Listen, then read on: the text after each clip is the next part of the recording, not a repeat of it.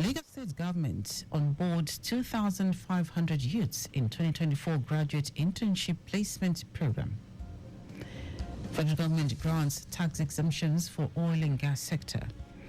On the foreign scene, Israel attacks heart of Beirut as Hezbollah pushes back in southern Lebanon. And in sport, home Eagles to know 2024 African Nations Championship qualifiers foes next Wednesday. Now the details. I am Dele Agadumo. The Lagos State government has onboarded 2,500 youths who are participants of this year's Graduate Internship Placement Program, GIPP.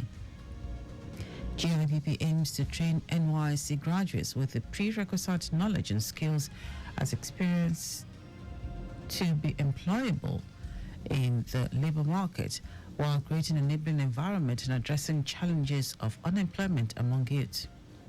Speaking at the event, Lagos State Governor Babajide Sanwo-Olu, who was represented by the Deputy Governor Obafemi Hamzat, said the initiative is part of the state government's huge investment in human capacity. He noted that the interns would be paid a monthly stipend for the 3 months experience in different private organizations, with a call on beneficiaries to take advantage of the opportunity to build their careers and be relevant in their space. So please don't view this program as just a platform for internship alone. It is for career growth, for personal development, and professional excellence. You will build connections, you will meet people where you are going.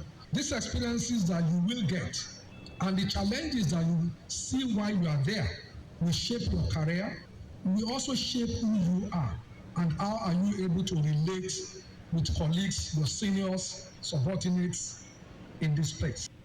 Commissioner for Wealth Creation and Employment, Akinyemi Ajibosafe, harped on the need for more collaboration with the private sector to strengthen the employability landscape across the state, as 189 of them partnered the state government for this year's GIPP.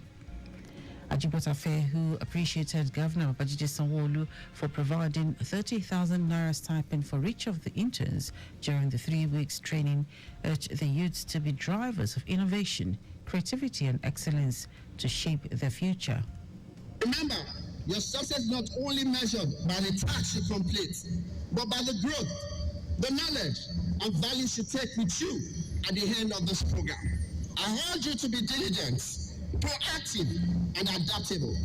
These internships are stepping stones to bigger opportunities. How you perform, how you engage, and how you develop yourself during this period will play a significant role in your future career path.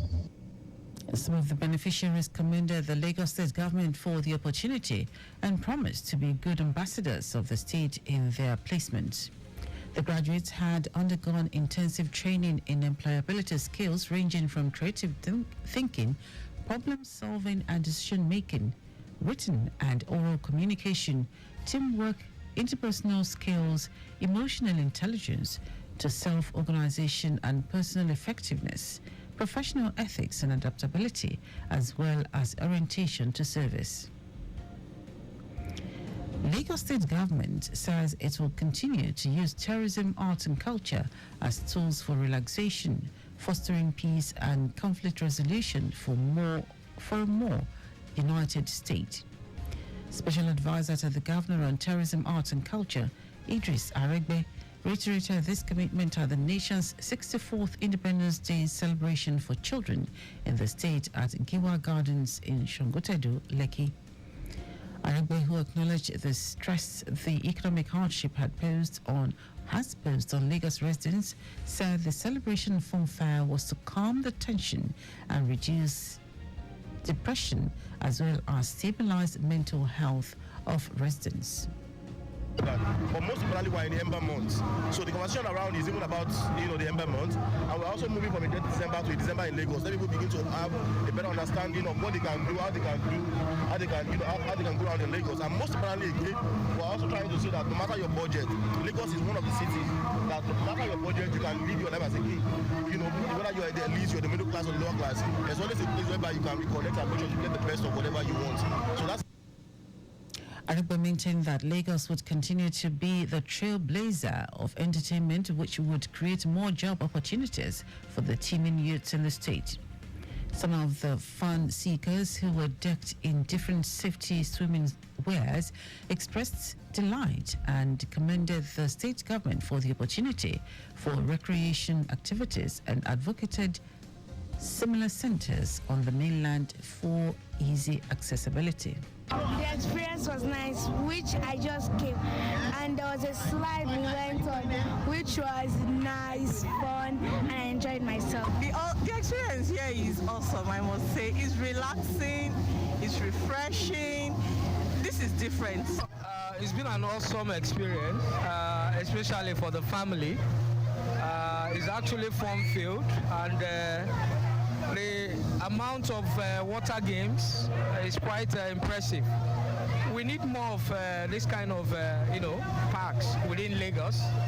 1,000 free tickets were given to the less privileged children to partake in the fun fair, while different prizes were won for games and competitions.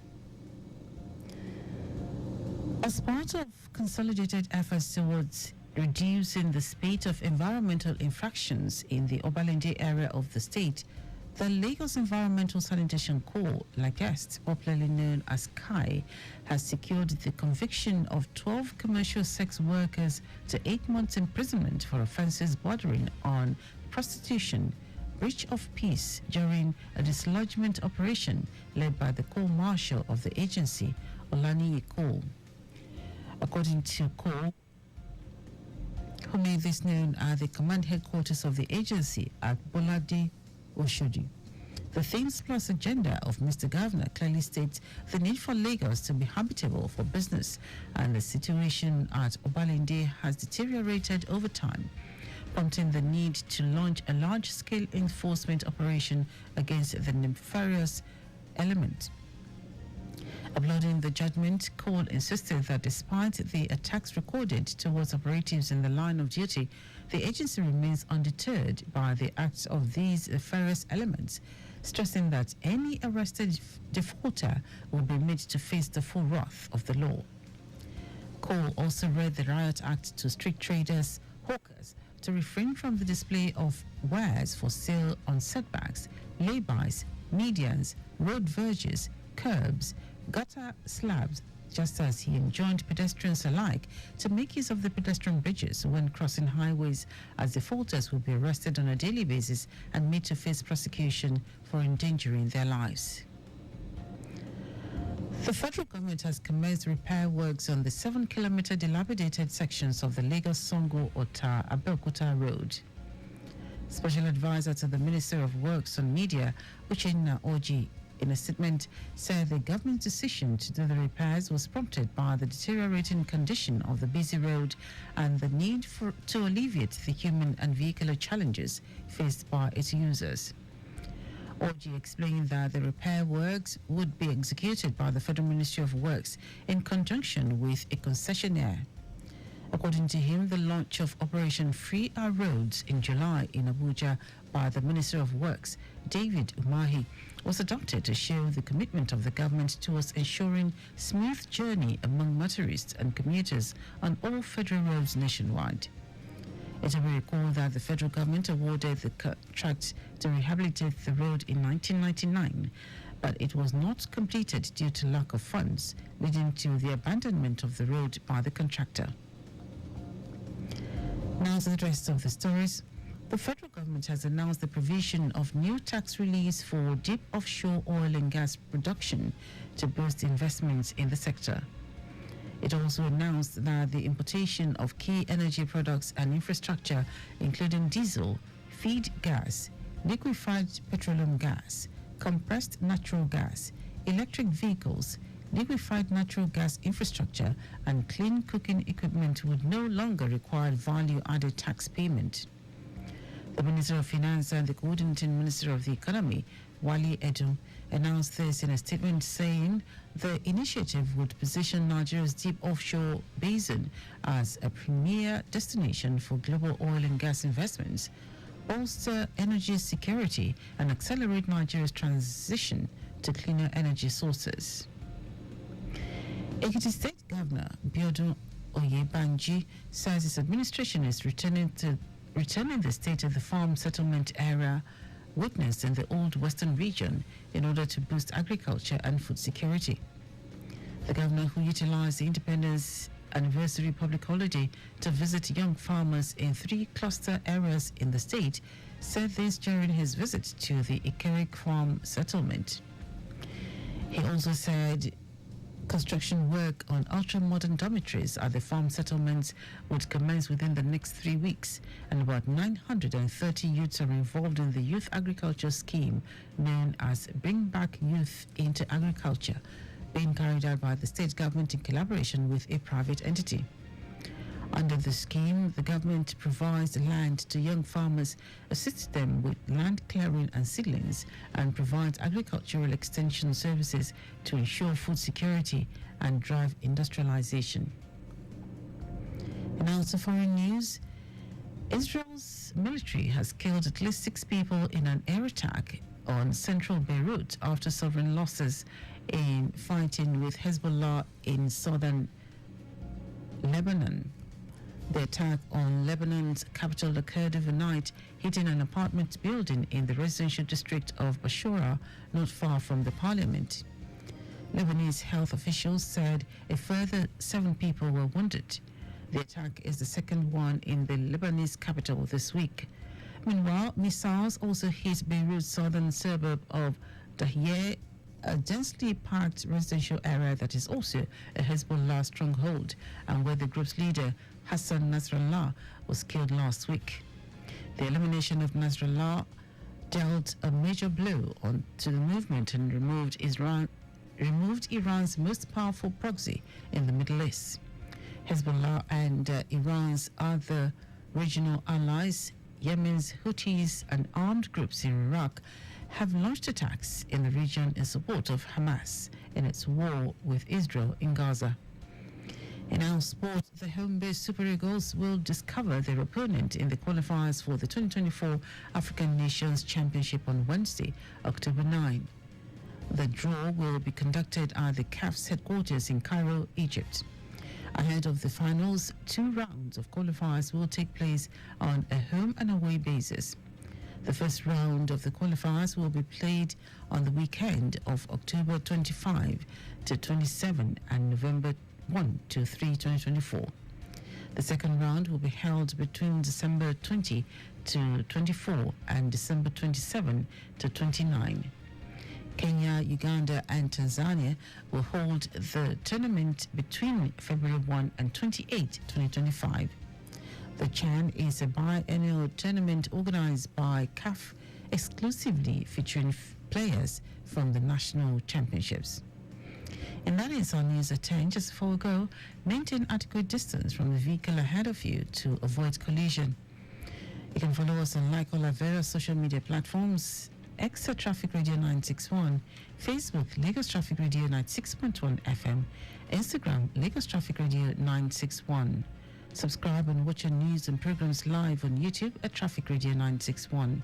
You can also visit our website www.trafficradio961.ng. Did you know that the Sanwo-Olu administration supplied 86,000 dual furniture sets to 775 public schools? You can get more details on the Lagos State Government website. To end the news, try the highlights of the major stories. The Lagos State Government has onboarded 2,500 youths who are participants of this year's Graduate Internship Placement Program, GIPP. The federal government has announced the provision of new tax release for deep offshore oil and gas production to boost investments in the sector. We also told you that Israel's military has killed at least 6 people in an air attack on central Beirut after suffering losses in fighting with Hezbollah in southern Lebanon. And in sport, the home-based Super Eagles will discover their opponent in the qualifiers for the 2024 African Nations Championship on Wednesday, October 9. For contact with the newsroom, send a message to info@trafficradio961.ng. That is the news broadcast compiled by Abiola Fagbolagun. I am Dele Agadumo. Good morning. Thank you for listening.